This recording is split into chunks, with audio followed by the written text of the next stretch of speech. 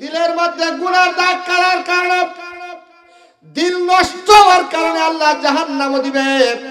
দিল যদি সাফ হয়, ইবাদত যদি নাও থাকে, আল্লাহ আপনাকে মাফ করে দিবেন।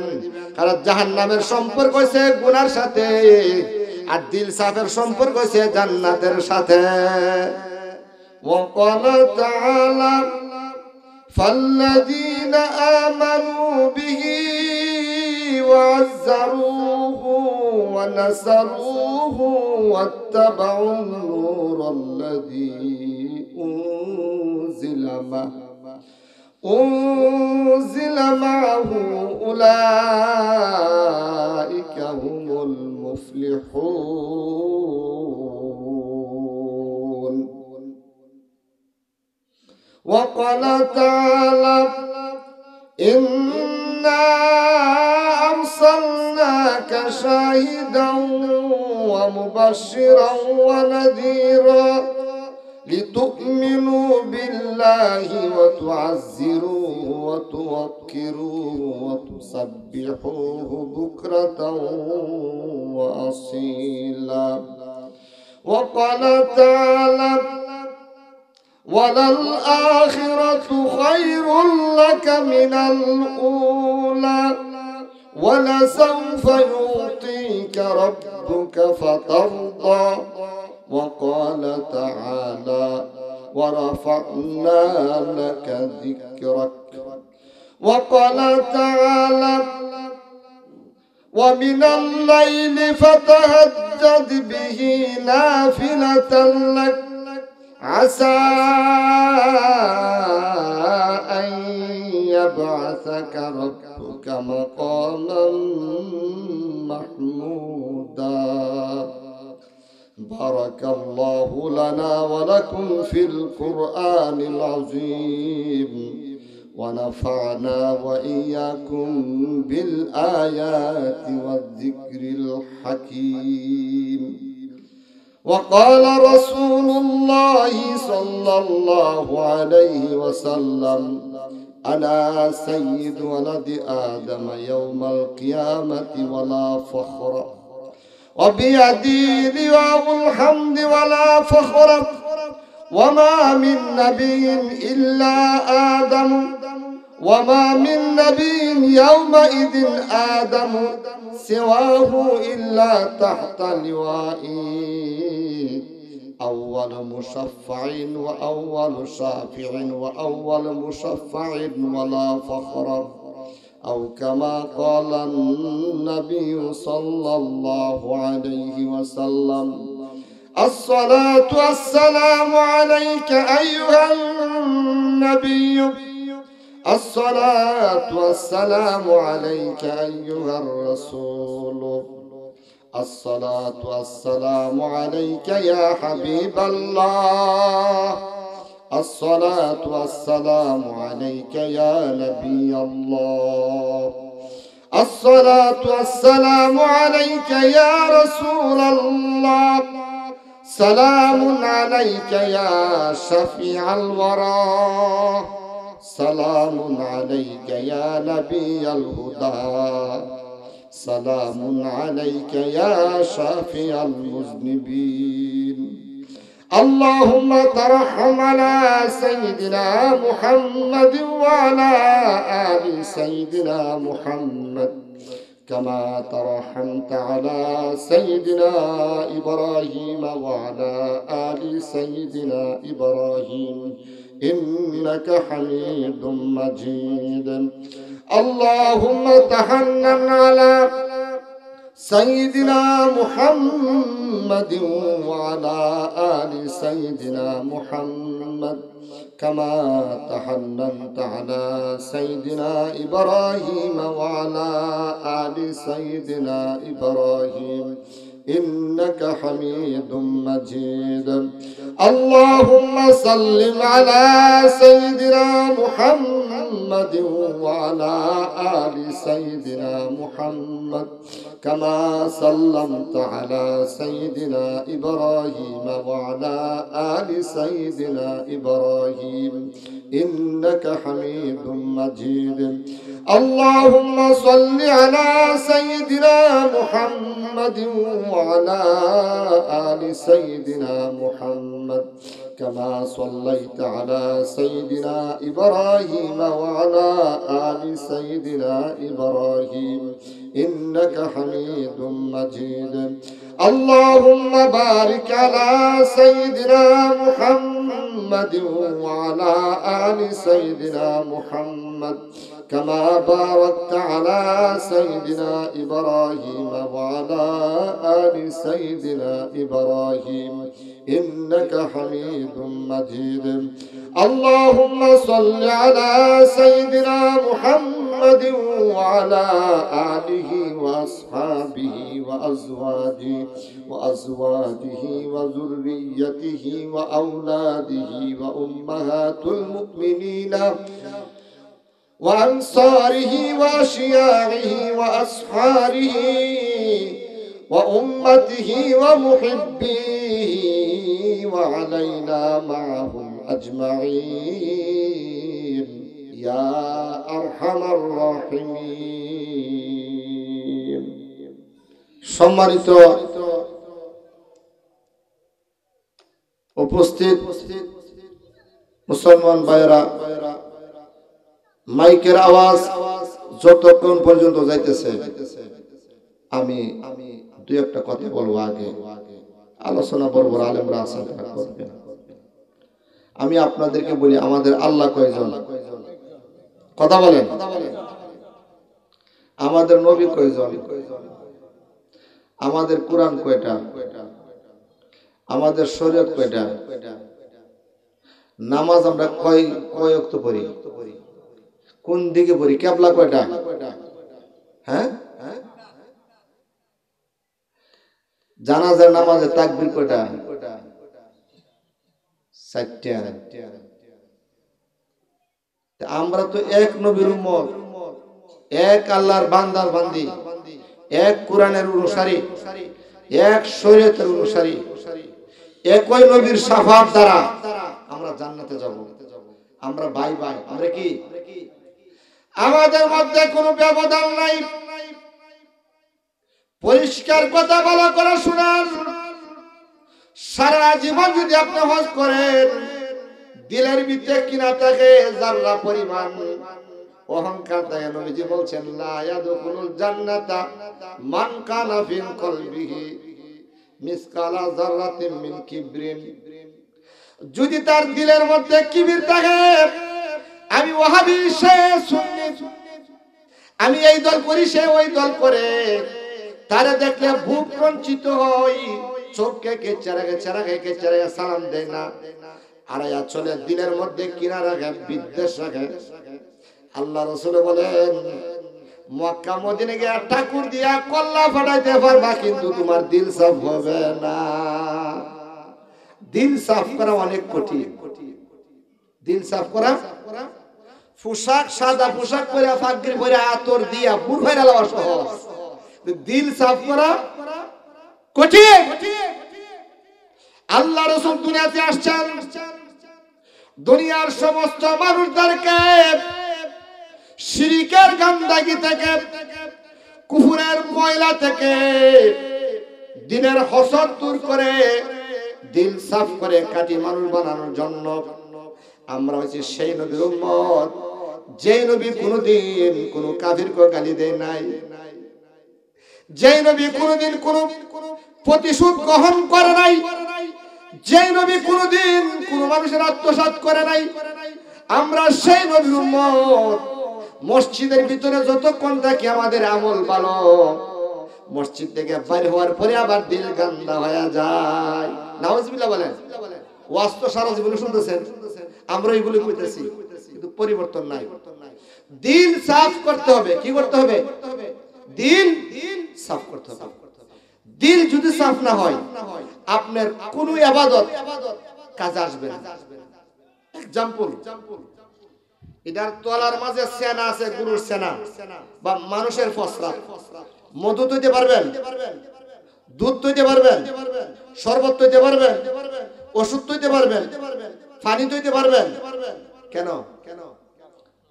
শাড়তে খালি, নিচে কি? এটা বুঝে আসে। কাপড় নাফাক লাগলে নামাজ হয় না, শরীরে নাফাক লাগলে নামাজ হয় না। কাপড় পরিবর্তন করি, গোসল দিয়া শরীর পবিত্র করি, 24 ঘন্টা দিলের মাঝে নাফাক লয়া ঘুরে, এটা লই আবার নামাজ পড়ে। নাউজুবিল্লাহ বলেন, কি হইব? এইদিন আল্লাহ রুমি রহমাতুল্লাহ আলাইহি বলেছেন, আরে আল্লাহর বান্দার বান্দি 60-70 বছর ধরে নামাজ পড়তেছ, মসজিদ আপ ডাউন করতেছ, 60-70 বছর ধরে রমজানের রোজা রাখতেছ, তাসবিহ পড়তেছ, তেলাওয়াত করতেছ, সালাম কালাম করতেছ, ভালো ভালো কাজ করতেছ, তোমার স্বভাব তো এখনো পরিবর্তন হয় নাই। 60 বছর ইবাদতের নূর কোথায় গেল? 60 বছর ইবাদতের প্রভাব কোথায় গেল? 60 বছর ইবাদতের তাকওয়া কোথায় গেল? প্রশ্ন আসে না? আসে না? কথা বলা কোথায় গেল? নিজের স্বার্থের বিরুদ্ধে গেলে চোখ লাল হয়ে যাবে, নিজের স্বার্থের বিরুদ্ধে গেল গাড়ি মেরে দেয়, নিজের স্বার্থের বিরুদ্ধে গেল ষড়যন্ত্র শুরু করে দেয়, নিজের স্বার্থের বিরুদ্ধে গেল লঙ্গি খাসু করে লাভ। ইবাদত গেল, ইবাদত গেল কোথায়? ইবাদতের নূর সংরক্ষণ হয় না। কারণ কি? পাত্র নাফাক। কি নাফাক?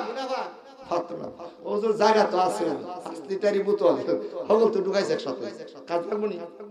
কাজও লাগবে নি? কোনটা কাজও লাগবে না। এজন্য আজকের আলোচনা থেকে দিল কিভাবে সাফ করা যায় এটা আপনারা চেষ্টা করবেন। আমার আলোচনা কিন্তু এটা না, আমি আগে বললাম এটা জরুরি।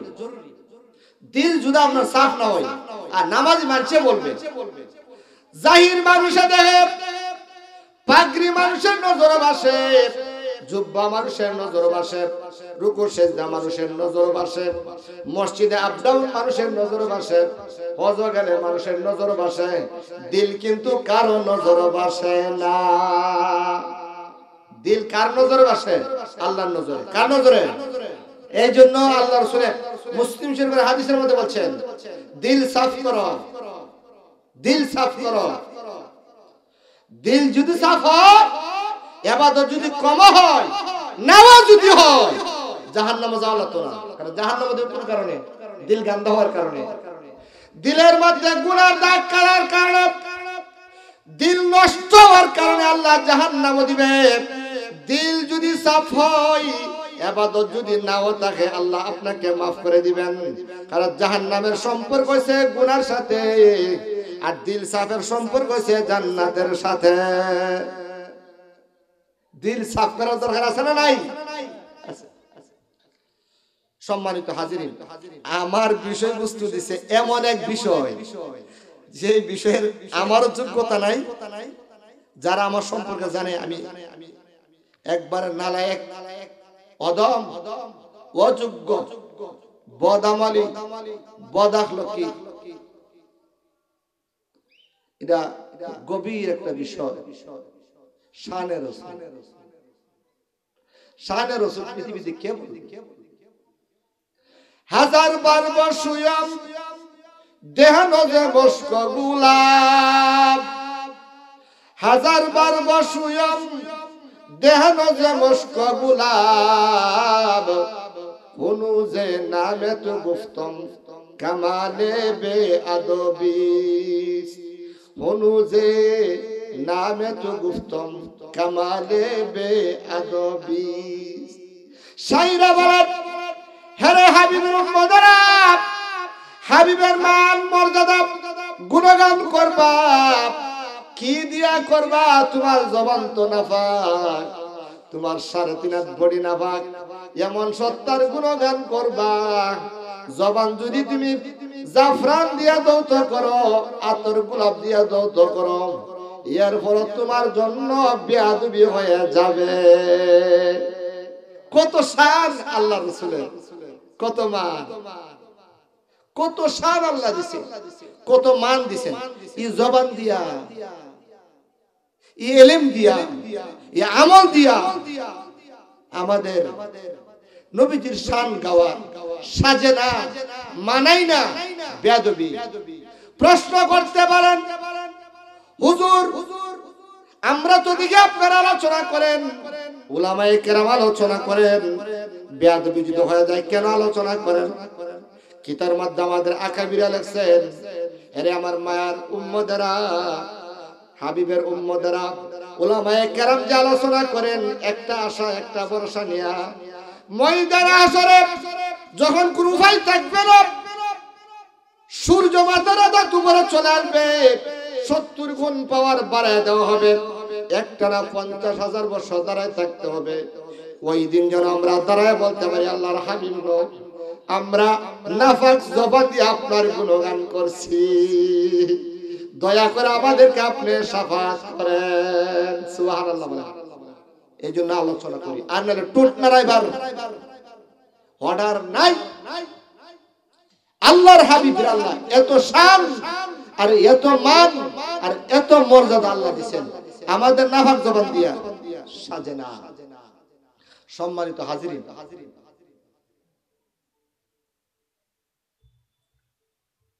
নবীজির শান, নবীজির মান আপনারা শুনবেন, বলা হবে। প্রত্যেকটা জিনিসের একটা স্টেশন আছে না নাই? কথা বলেন, আছে না নাই? নবীজির শান আপনার বলতে বলতে, গাইতে গাইতে, কইতে কইতে কোন পর্যন্ত যাবেন, কতটুক পর্যন্ত উঠবেন, স্টেশনটা আপনার জানা থাকতে হবে। 2 নম্বর হলো নবীজির শান নামাইতে নামাইতে নামাইতে নামাইতে নিচে নিতে নিতে কোন পর্যন্ত আপনি নিতে পারবেন, এই কথাটা আপনার জানা থাকতে হবে। যদি আপনার মধ্যে 2টা স্টেশনের জ্ঞান না থাকে, নবীজির শান কইতে গিয়ে আপনার ঈমান চলে যাবে, নবীজির শান কইতে গিয়ে আপনার কুফর হয়ে যাবে, নবীজির শান কইতে গিয়ে আপনার শিরক হয়ে যাবে, নবীজির শান কইতে গিয়ে বেয়াদবি হয়ে যাবে, নবীজির শান কইতে গিয়া সওয়াবের বদলা কবিরা গুনাহ হয়ে যাবে, নবীজির শান কইতে গিয়া নবীজির আশিক হওয়ার পরিবর্তে আপনি দুশমন হয়ে যাবেন। স্টেশন জানার দরকার আছে না নাই? নিতে নিতে কোন পর্যন্ত নিবেন, নামাইতে নামাইতে কতটুক নামাইবেন, স্টেশন জানার দরকার আছে না নাই? আল্লাহ পাক রব্বুল আলামিন কোরআন এবং সুন্নাহর মধ্যে আল্লাহর নবীজির শানের স্টেশন বাতাই দিবেন। এর আমার বান্দার বান্দিরা, আমি তো আমার হাবিব আমার খলিলের মর্যাদা যা দিছি আর পৃথিবীর কেউ বাড়াইতে পারবে না, বাড়ানোর দরকার নাই। আমি আল্লাহ যা দেওয়ার সম্পূর্ণ আমার হাবিবকে দিয়েই দুনিয়াতে প্রেরণ করেছি। সুবহানাল্লাহ। খুদা দার ইন্তজারে হামদে মানিস, খুদা দার ইন্তজারে হামদে মানিস, মুহাম্মদ চশমে বর্রাহে সানানিস, মুহাম্মদ হামদে হামিদি খুদাবদ, খুদাবদ আফরিনে মুস্তাফা। এই নাফাক জবান দিয়ে আপনি কি কইবেন? আল্লাহর হাবিবের প্রশংসা এই নাফাক জবান দিয়া সকালে একটা, বিকালে হয় একটা, খারে হয় একটা, বয়া হয় একটা, মসজিদে একটা, মসজিদে বাইরে গেলে একটা, নাফাক জবান। এই জবান দিয়ে আপনি কি প্রশংসা করবেন? আল্লাহ বলেন, গোটা কুল কায়নাত মিল্লাহ যদি আমার হাবিবের প্রশংসা করে এরপরে শেষ করতে পারবে না।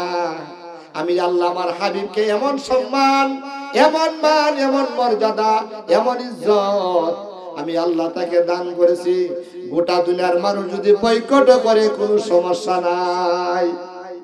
আরেকটা কথা বলেন, আল্লাহ বলেন, হে আমার বান্দা বান্দিরা, তোমরা যদি আমার হাবিবের গুণগান করা স্ট্রাইক করে বন্ধ করে দাও, জিন ইনসান ফেরেশতারা সব মিল্লা যদি একসাথে স্ট্রাইক করে মানব বন্ধন করে যায়, আজকে থেকে নবীজির গুণগান করব না, আজকে থেকে নবীজির শান কইব না, আজকে থেকে নবীজির শান শুনবো না, আল্লাহ বলে কোনো পরোয়া নাই, আমি বসে বসে আমার হাবিবের নাম ধরব, মুহাম্মদ মুহাম্মদ।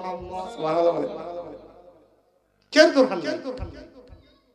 খুদাদার ইন্তজারে হামদে মানিস মোহাম্মদ চশমে বর্রাহে সানানিস মোহাম্মদ হামদে হামিদি খুদা বোদে আফরিনে মুস্তাফা কারো দরকার নাই। আমি বলছিলাম স্টেশন জানার দরকার আছে না নাই? আল্লাহ স্টেশন বাতাই দিয়েছেন সূরা আরাফের 157 নম্বর আয়াত। কত?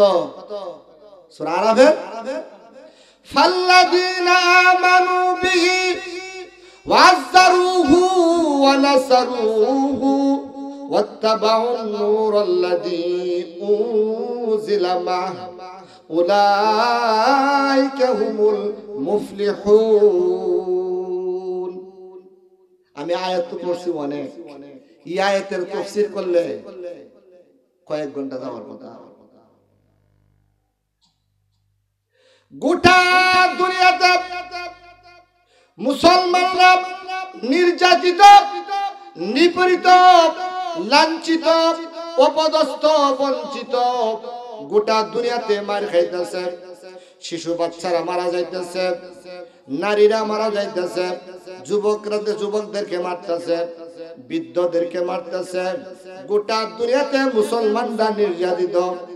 আপনি যদি আল্লাহকে বলেন রব্বুল আলামিন, আপনি বলছেন জমিনের আত্মা এবং জমিনের প্রাণ হচ্ছে মুসলমান। যারা আল্লাহ আপনাকে মানে, যারা আপনার হাবিবকে মানে, দুইটা গুণ তো আপনি আমাদেরকে দিয়েছেন। আমরা আপনাকেও মানি, হাবিবকেও মানি। এরপরে কেন গোটা দুনিয়াতে মুসলমানরা লাঞ্ছিত? প্রশ্ন আসে না, আসে না? আল্লাহ এটার জবাব দিয়েছে এই আয়াতে।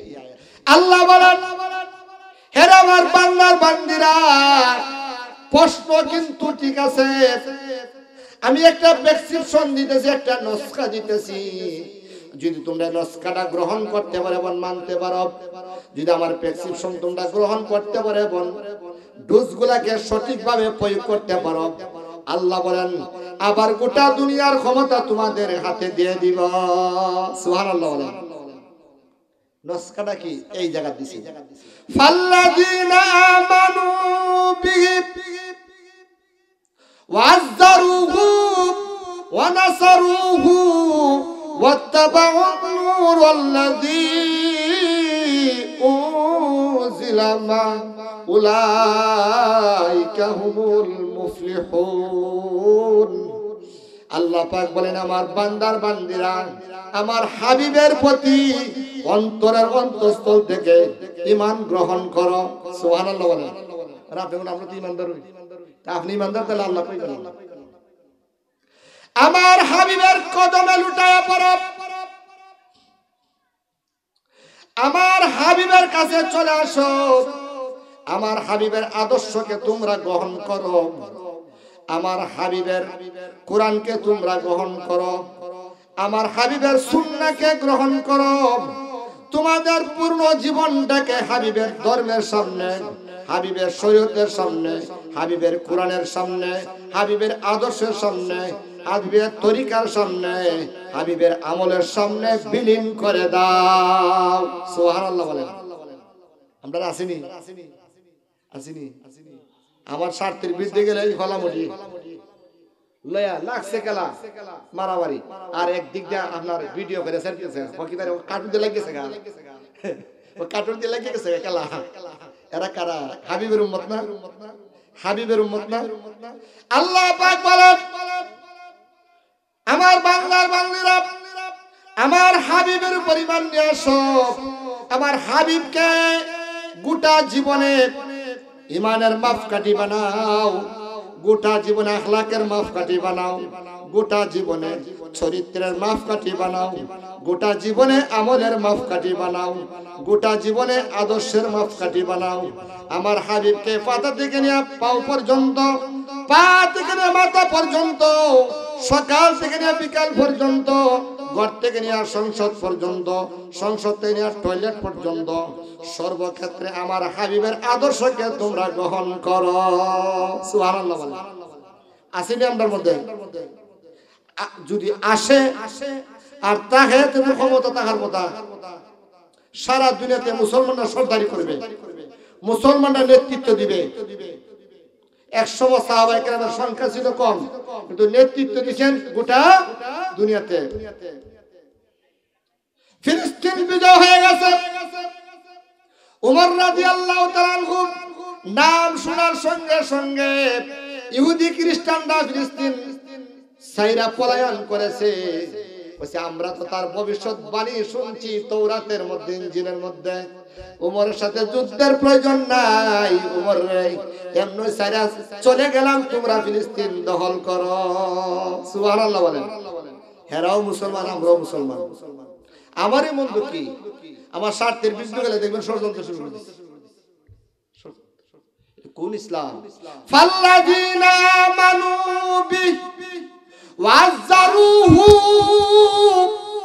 আল্লাহ বলেন, হেরে 250 কোটি মুসলমান তোমরা দুনিয়াতে বাস করো আর আমার হাবিবকে নিয়ে কটূক্তি করে। তোমরা দুনিয়াতে বাস করো, আমার হাবিবের ইজ্জতকে নিয়ে টানাছড়া করে। তোমরা দুনিয়াতে বাস করো, আমার হাবিবের বংশকে নিয়ে তারা লেখালেখি করে। তোমরা দুনিয়াতে বাস করো, আমার হাবিবের সম্মানকে নিয়ে তারা টানাছড়া করে। যতদিন পর্যন্ত হাবিবের জন্য জীবন না দিবা, যতদিন পর্যন্ত হাবিবের জন্য পাগল পারা না হইবা, ততদিন পর্যন্ত তোমাদের লাঞ্ছনা দূর হবে না। সুবহানাল্লাহ বলেন। ওয়াজ্জারুহু, ভালো করে বুঝেন। তাজিম একটা শব্দ আছে, তাজিম। তাজিম ও সম্মান, তাজিম ও সম্মান ভাবে তাফল থেকে। তাজিম হইছে স্বাভাবিক সম্মান, আমরা একে অপরকে যারা করি দিছে তাজিম। আর তাজির ভাবে তাফইল থেকে হদ সীমানা অতিক্রম করে যে সম্মান করা হয়।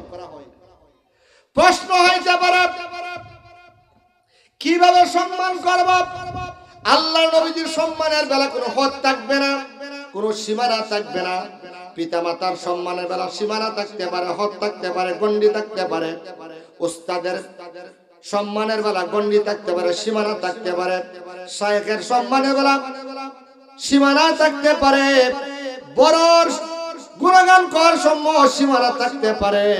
আল্লাহ বলেন এই সীমানা ঠিক রাখলে হবে না। আমার হাবিবের গুণগান যখন তোমরা করবা, দুনিয়ার সীমানা অতিক্রম করে সামনে বেড়ে যাবা। সুবহানাল্লাহ বলেন। কইতে আব্দুল্লাহ ইবনে মাসউদ রাদিয়াল্লাহু তাআলা আনহু তাফসীরে মারিফুল কুরআন লেখছেন এই আয়াতের ব্যাখ্যার মধ্যে। নবীজিকে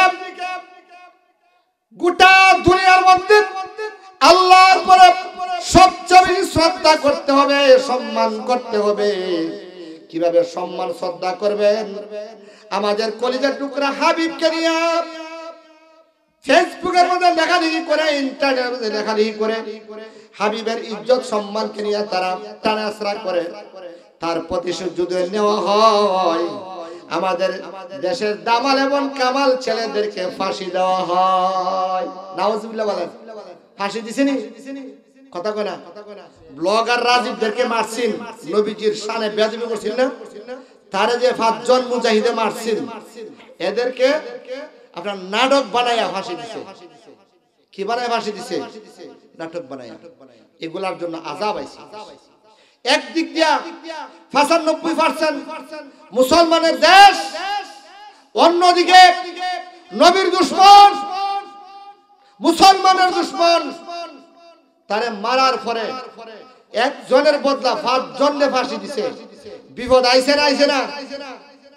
বিপদ আসে না? আসে নাই? একটু পরে আসছে, একটু পরে আসছে।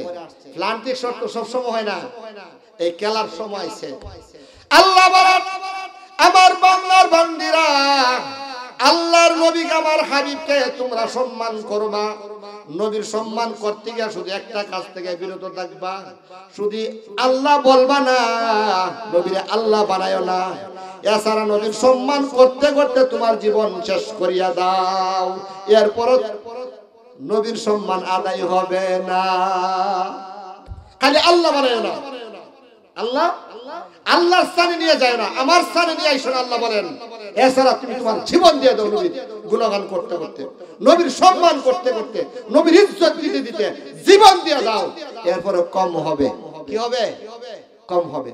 ওয়াজ্জারুহু ওয়া নাসারুহু, আল্লাহ বলেন চারটা প্রেসক্রিপশন দিলাম, নস্কা দিলাম।